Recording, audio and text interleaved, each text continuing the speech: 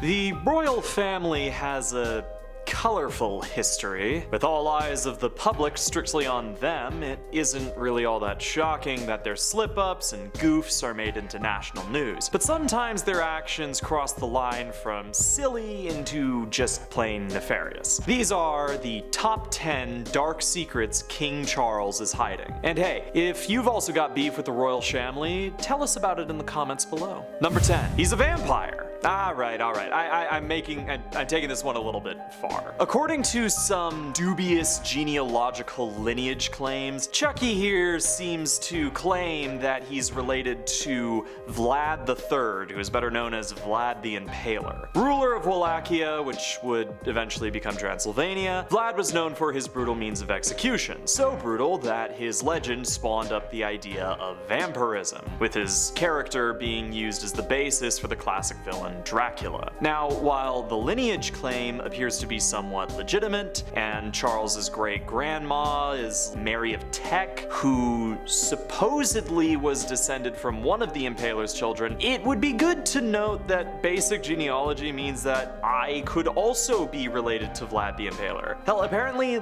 0.5 of the world is related to Genghis Khan, and guess what? I suck at archery, and a horse nearly caved my skull in when I was 9, but hey, I could be his long-lost heir or whatever. 600 years of time really gives people a lot of opportunities to just spread those genes around. Chuck claimed that this was why he bought a house in Transylvania. I bet it's just why he's a prick.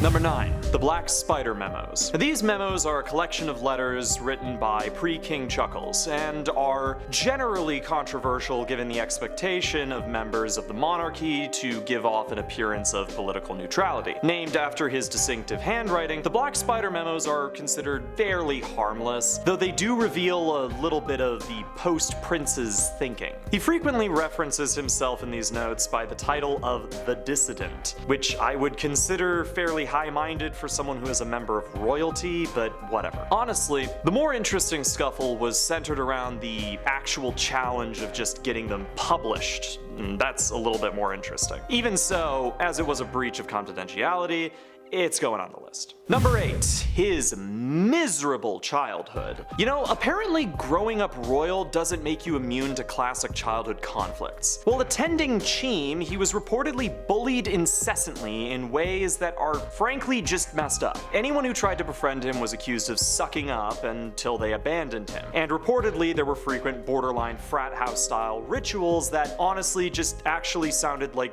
you know, real torture. This was all also encouraged by the staff because, boys will be boys. A feature which is frequently observed in Chuckster are his massive ears, which earned him a bevy of ridicule. Thank goodness that great uncle Earl Mountbatten had a plan which would clearly fix this problem. He urged Charles's parents to surgically pin back his ears. What is actually wrong with you? No wonder he turned out like this. Number 7. The Latvia Incident. So when Upchuck was visiting the Latvian capital of Riga in 2001, he received a fairly hilarious message of discontent from a protester. Alina Lebedevar, a 16-year-old, had been engaging in a protest against the war in Afghanistan around the time that the then prince had arrived. She then proceeded to slap him with a flower and state to nearby reporters that Britain is the enemy of the world before she was arrested. Now, what do you think happened to this young protester for her trouble? Well, she was faced with 15 years in prison for endangering the health and life of a foreign dignitary. But the sentence was, lessened because it was a flower. She would then be arrested a couple of years later for setting fire to a door at the Ministry of Education.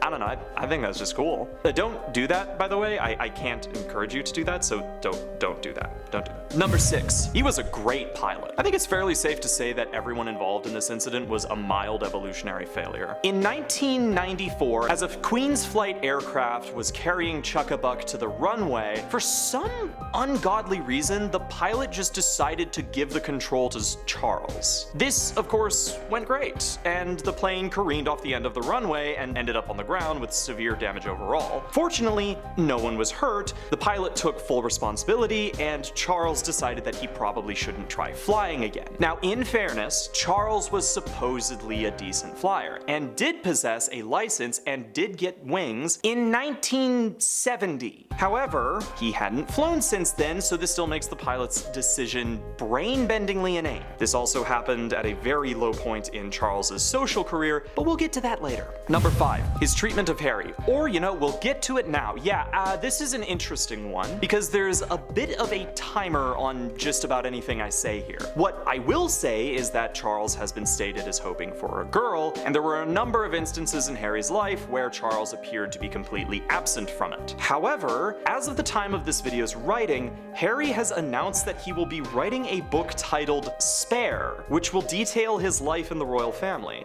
The title is aggressive to say the least, and no doubt its contents will be unforgiving as hell. Just keep an eye on this one. I think we're gonna learn a little bit more about what happened here in the coming years. Number 4, racism. This point is just kinda gross, and also relates to Harry. While nowhere near as bad as Philip, who could get an entire video on just the racist things he said, it turns out that being rich, white, and British kinda just lets you say anything. As Meghan Markle is not, white, one morning during breakfast he is quoted as asking his wife, "I wonder what the children will look like," and then elaborates, "What do you suppose their children's complexion might be?"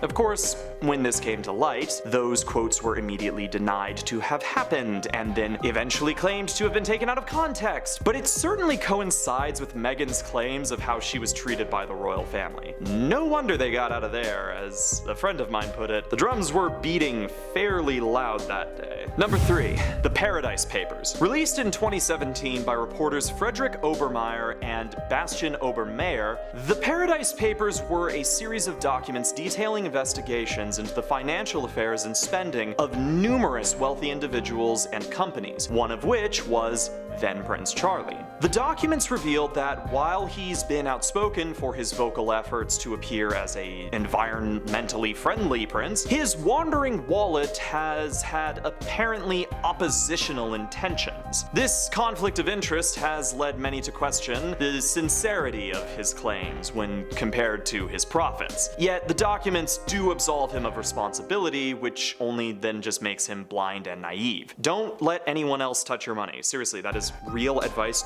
Do not do that. Even if you trust them, don't. Number 2, King Tampon. You might think this is a low blow, but I want it to be clearly understood that I am the kind of person that thinks that abstract 3D models of spinning rats are the absolute height of comedy, so the depth of my bar is abyssal. Tampongate, as it is lovingly referred to, was a scandal that was an absolute gutbuster. I know that peeking into the romantic messages of people is invasive and gross and all that. I know that people will say anything in the throes of passion, and that it isn't our place to comment on it. But I also think that as long as King Tampon is the kind of person who has borderline present at his beck and call to clear away his desk and open doors, that he is clearly determined that there is a line drawn between us and him. So because of that, I do think that he ought to be exempt from the usual niceties. And so when he wishes to his then lover that he was her tampon, I think it's within our rights as the filthy peasants we are to look up at our reigning overlord and laugh ourselves silly. Number 1,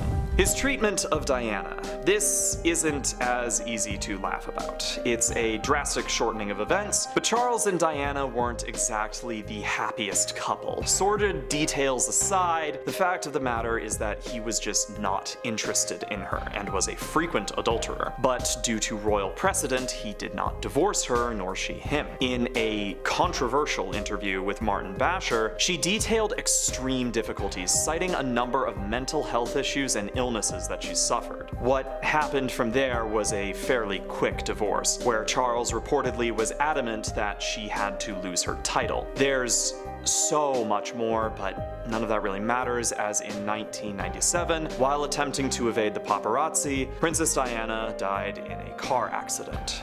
it needs to be understood that she was extremely popular, in particular for her work to increase the awareness of mental health, promoting the crazy idea that people with AIDS were in fact human, and supporting a landmine removal project which won a Nobel Prize. Personally, while it would be easy to label her experiences as a tragedy, and Charles's contribution to that was nothing short of disgusting, I believe that it is equally important to celebrate the fact that she is, by a long shot, the only member of the royal family to even attempt to use their position to create some good in the world. Thanks for watching. Please remember to like and subscribe, and have a good one.